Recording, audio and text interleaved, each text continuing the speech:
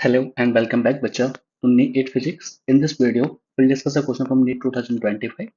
Question number is 29 of this series. Let's see, this question is saying, there are two inclined surfaces of equal length L and the same angle of inclination that is 45 with the horizontal. जो कि मैंने नीचे बना भी रखे हैं, जिनका जो एंगल है वो 45 डिग्री दे रखा है, ये भी 45 डिग्री दे रखा है, एक इसमें से रफ है. One of them is rough and other is perfectly smooth.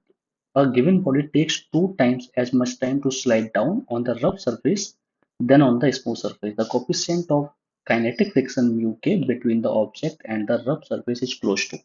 ठीक है, आपको मैं इस क्वेश्चन को समझ देता हूँ अच्छे से एक बार. ठीक है, वो क्या बोला जा रहा है, हमको बोला जा रहा है कि हमारे पास दो सरफेस हैं, एक स्मूथ सरफेस है, this one is the smooth, this one is the rough. इस सरफेस पे एक ब्लॉक को अगर मैं छोड़ता हूँ तो यहाँ पर कोई फ्रिक्शन नहीं लगेगा, तो ये ब्लॉक यहाँ से यहाँ तक आने में टी टाइम लगाता है. ठीक है, और यहाँ पे रफ सरफेस होने की वजह से एक काइनेटिक फ्रिक्शन लगेगा, यहाँ पर फ्रिक्शन उसके स्पीड को थोड़ा कम कर देगा, तो टाइम ज़्यादा लगेगा. यहाँ पे जो टाइम लगता है वो 2t के बराबर लगता है. ठीक है, हमें बताना है कि यहाँ पे जो कोफिशिएंट ऑफ फ्रिक्शन होगा म्यू के, उसकी वैल्यू क्या होगी. I hope you got this question, है ना.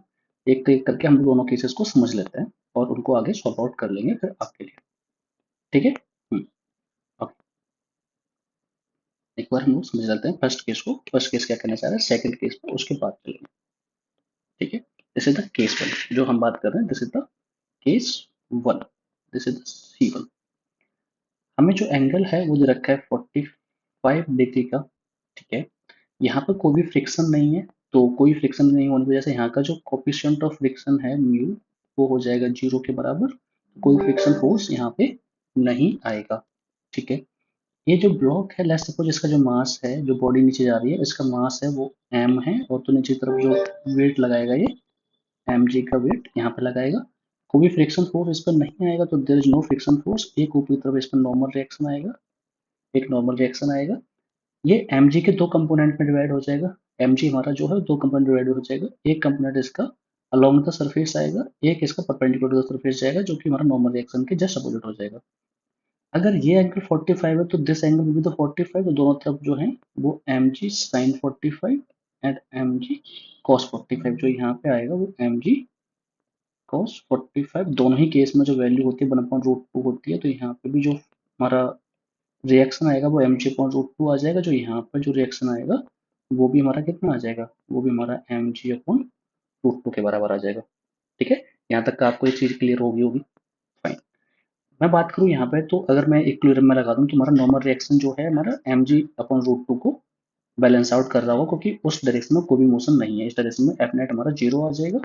तो एन जो है हमारा, उसकी वैल्यू में पता चल जाएगी mg/√2 के बराबर होगी. पहला केस तो हमारा ये है बच्चा, पहली चीज हम लोग यहाँ तक समझ गए होंगे. ठीक है, दूसरा केस, जो हमारा ब्लॉक नीचे की तरफ भाग रहा है, let's suppose it is going down with an acceleration A.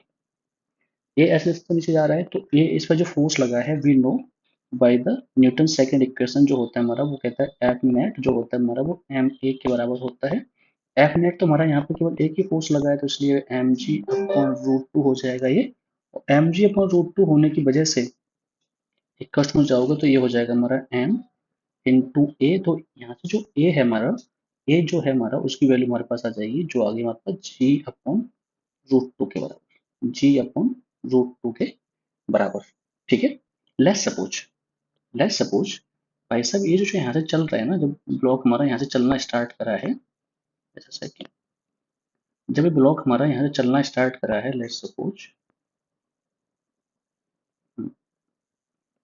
ये ब्लॉक यहाँ से चलना स्टार्ट करा है इस पॉइंट से, और ये जो है हमारा इस पॉइंट तक आ रहा है, तो जो बीच की जो लेंथ है इन दोनों के बीच की, let's suppose this length is L. ये जो लेंथ है वो एल लेंथ है. ठीक है, अब मुझे ये एल लेंथ अगर फाइंड आउट करनी है, तो यहाँ पे कांस्टेंट एक्सेलरेशन है, then I should have to apply the second equation of motion, जो कि क्या कहता है हमारा s equals to ut plus half at square, ut plus half at square. s जो है हमें यहाँ पे l दे रखा है, u स्टार्टिंग की स्पीड 0 होने की वजह से ये टर्म पूरा 0 हो जाएगा, और हमारा ये हो जाएगा हाफ. जी की वैल्यू हमने पीछे फाइंड आउट कर ली है, जो कि g/√t आ गई है. और टाइम जो है फर्स्ट केस में हम ले रहे हैं t के बराबर को, तो हो जाएगा ये टी स्क्वायर.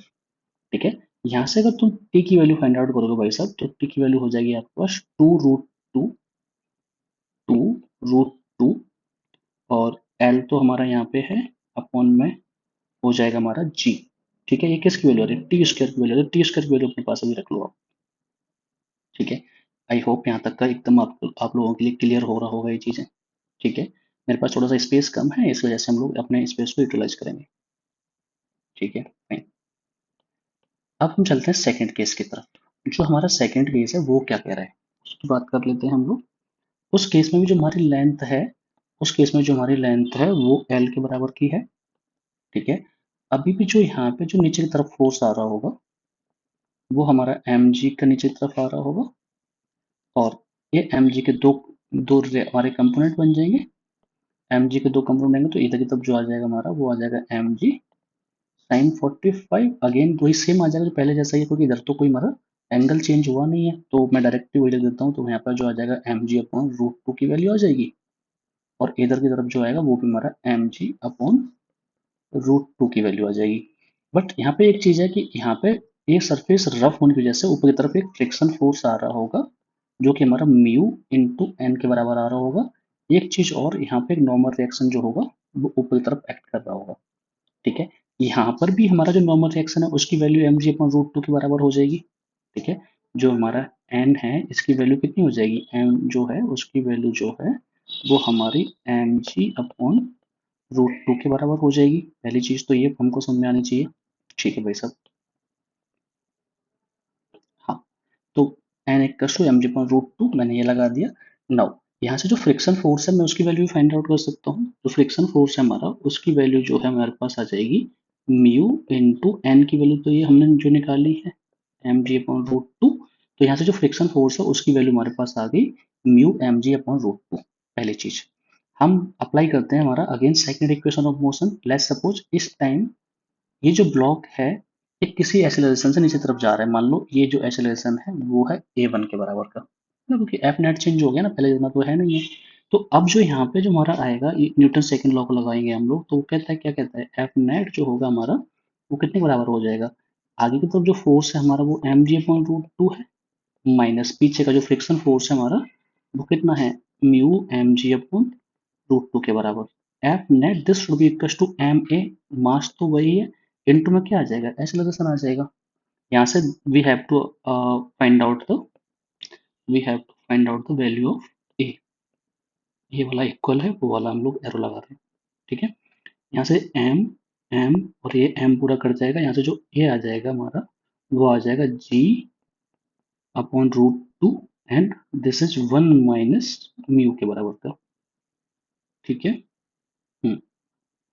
ओके हमारे पास देन इस केस का एक्सेलरेशन आ गया। Then we have to apply again the second equation of motion जो हमारा S equal to U T plus half A T square. U की वैल्यू अगेन स्टार्टिंग में जीरो होने की वजह से ये जो हमारा आगे जाएगा तो डिस्प्लेसमेंट एल हो जाएगा, और ये क्या हो जाएगा हमारा हाफ ए हमको दे रखा है g upon √2 into 1 minus mu into time की बात कर लेते हैं। इसका जो टाइम है लेट्स सपोज हमने टाइम ले लिया t2।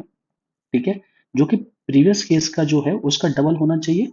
तो यहाँ पे t2 का स्क्वायर करोगे पहली बात तो, और ये जो t2 स्क्वायर होगा हमारा वो कितने बराबर हो जाएगा प्रीवियस वाले के डबल के बराबर, फिर हमें उसका स्क्वायर करना होगा। ठीक है, फाइन।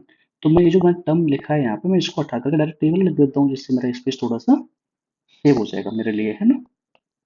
ठीक है, तो मैंने इसको यहाँ पे प्लेस कर दिया, और अब मैं केवल यहाँ पे वैल्यू को प्लेस करूंगा और अपने आप को सॉल्व आउट करने की कोशिश करूंगा।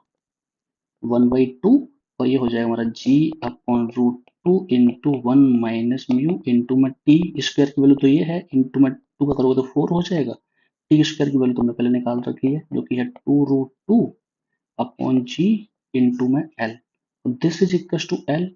तो यहाँ से देखोगे इस एल से हमारा एल कटेगा, जी से हमारा जी कटेगा, 2 से हमारा 2 कटेगा, √2 से हमारा √2 कटेगा। यहाँ से बचा क्या हमारा, केवल बचा हमारा जो 1 माइनस का म्यू है हमारा, यहाँ पे जो 1 माइनस म्यू इंटू 4 बचा है। ठीक है, तो यहाँ से जब सॉल्व आउट करोगे तो हमारा क्या बचा है दिस 1 इक्वल टू बचा है हमारा 4 1 माइनस म्यू, और यहाँ से जो वैल्यू है हमारी 1 माइनस म्यू जो है हमारा वो 1/4 के बराबर आ जाएगा। और यहाँ से जो म्यू को इधर लेकर के जाओगे तुम्हारा बन जाएगा 1 माइनस के 1/4 के बराबर का। और यहाँ से जब सॉल्व आउट करोगे तो you will get the answer जो कि आ जाएगा हमारा 3/4 के बराबर, 3/4 के बराबर का, जिसकी वैल्यू को हम बोल सकते हैं दिस इज द 0.75 के बराबर। ठीक है, तो इस अकॉर्डिंग हमें हमारा जो कोएफिशिएंट ऑफ फ्रिक्शन है वो हमको मिल गया है, जो कि हमको गिवन है बी ऑप्शन के अंडर। ठीक है, तो B is the correct answer for this question बच्चा। आई होप आपको ये इंटायर कॉन्सेप्ट, इंटायर सॉल्यूशन समझ में आ गया होगा। ठीक है, हाँ, अगर आपको वीडियो अच्छी लगी है तो आप इस वीडियो को लाइक कर दो, अपने दोस्तों के साथ इस वीडियो को शेयर कर दो और इस चैनल को कर लो सब्सक्राइब, जिससे कि आपको लिए आगे की वीडियोज और आगे के जो इंपॉर्टेंट कॉन्सेप्ट्स हैं वो मिस ना हो। बच्चा, अगर आपको कोई नया कॉन्सेप्ट पढ़ना है, जानना है, तो आप उसके लिए नीचे कमेंट डाउन कर सकते हो, जिसको मैं आपके लिए एक्सप्लेन आउट कर दूंगा उसको। Thank you so very much.